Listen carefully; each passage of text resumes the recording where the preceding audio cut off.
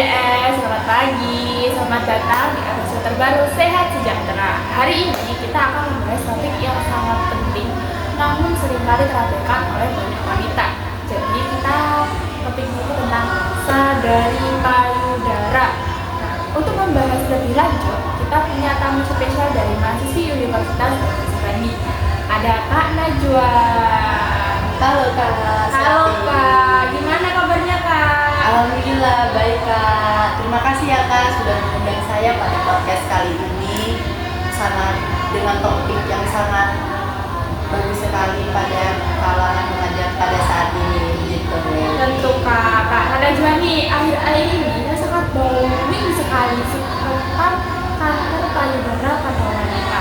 Menurut pendapat Kakak ini sebagai kacamata remaja saat ini, gimana sih? Kak, kanker payudara itu Kak penyebab utama dari kematian saat ini, di mana kanker payudara ini sangat menakutkan bagi sebagian kalangan remaja termasuk di Indonesia salah satunya. Kanker payudara di Indonesia menjadi salah satu lebih besar penderita 70%-nya itu Kak sudah stadium akhir. Nah, perlu kita cermati nih Kak tanda-tanda dan upaya pencegahan dari deteksi dini dengan sadari. Oh, baik Gitu. Kak Najwa, pertama-tama apa sih sebenarnya sadari payudara tadi dan mengapa itu penting untuk dilakukan sama wanita-wanita itu?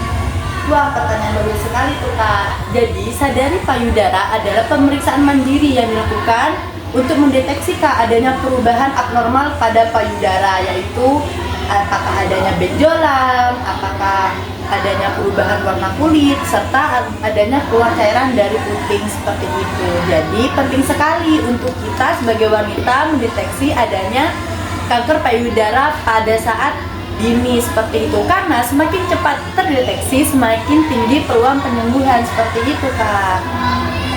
Kak, kalau boleh tahu nih, apa sih faktor-faktor risiko terjadinya kanker payudara itu pada wanita?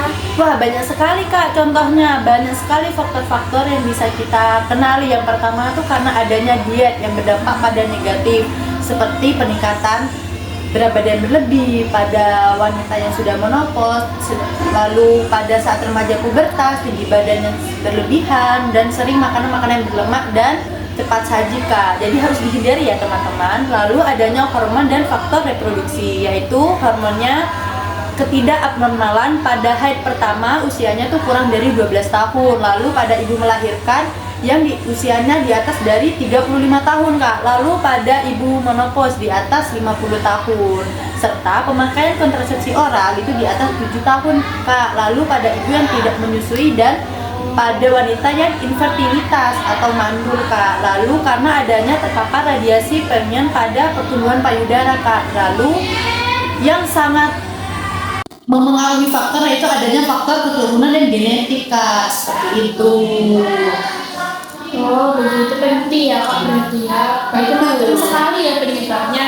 Kalau begitu, kapan saja sih Kak wanita harus mulai melakukan sadari payudara dan seberapa sering? Nah, disarankan Kak untuk sadari payudara itu sejak usia 20 tahun setiap bulannya Kak. Nah, sebaiknya dilakukan 7 sampai 10 hari setelah hari pertama menstruasi seperti itu. Karena pada saat itu payudara biasanya tidak bengkak atau nyeri Kak. Seperti itu. Oh, begitu ya Kak. Setelah kita tahu nih kan kapan kita melakukan sadari, ada tanda-tanda apa saja kalau kita sadari pada payudara itu tanda-tandanya apa aja? Wah, pasti nih sangat penting nih ya. Kita harus sangat cermati nih tanda-tandanya. Nah, yang pertama tuh karena adanya penambahan ukuran payudara yang tidak sesuai Kak. Seperti itu. Lalu adanya salah satu payudara yang gantung lebih rendah dari sebelumnya. Ya betul. Lalu adanya benjolan Kak ketika diraba atau ditekan. Nah, lalu adanya cekungan pada puting seperti itu. Lalu bisa keluarnya cairan berwarna merah atau darah serta susu pada salah satu puting Kak. Lalu adanya pembesaran pada lipatan ketiak getah bening seperti itu. Ah, banyak banget ya Mbak Najwa ya tanda-tanda Betul. dan kita harus cek hati ya sahabat BDS. Ada hal yang sangat penting nih Kak, kita biar bisa tahu nih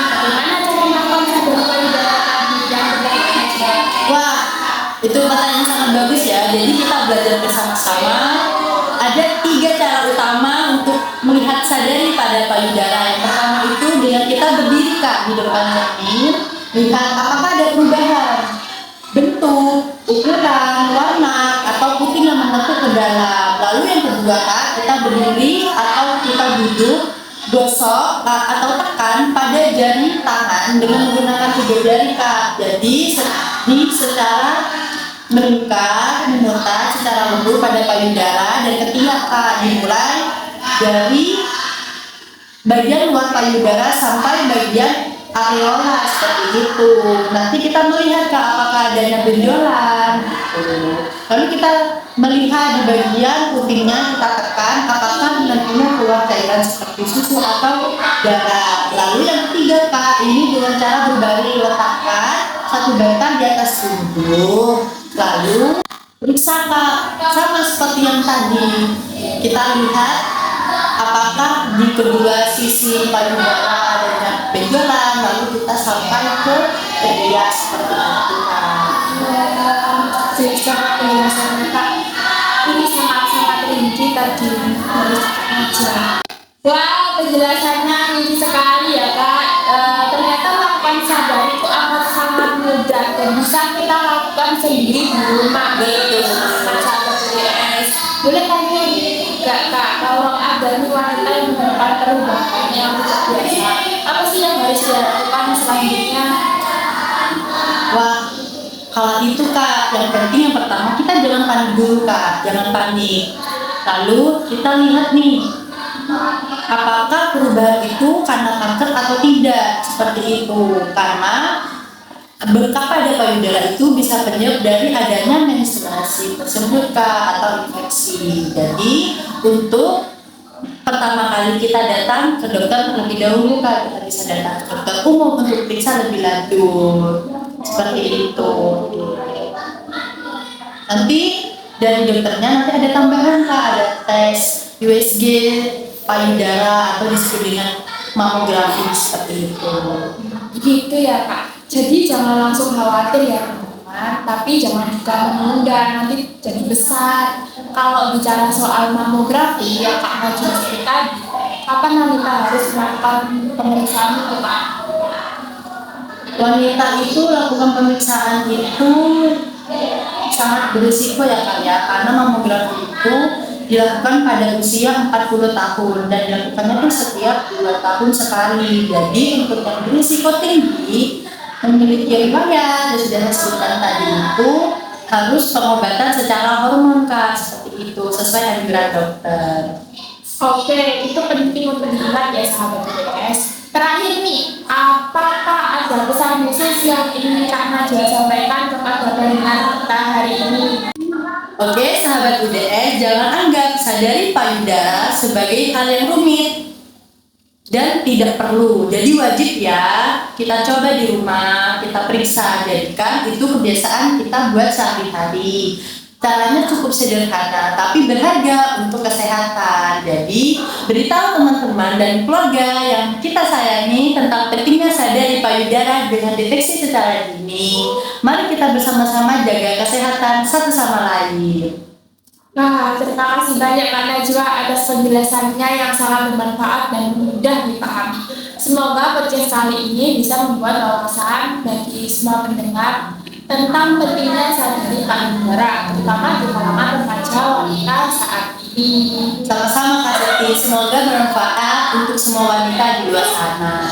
Oke, itu tadi episode Sehat Sejahtera hari ini. Terima kasih sudah mendengarkan semuanya sahabat UDS. Jangan lupa share video ini ke orang terkasihmu. Jangan sampai lupa di episode selanjutnya. Jangan lupa Like, comment, and share. Wassalam.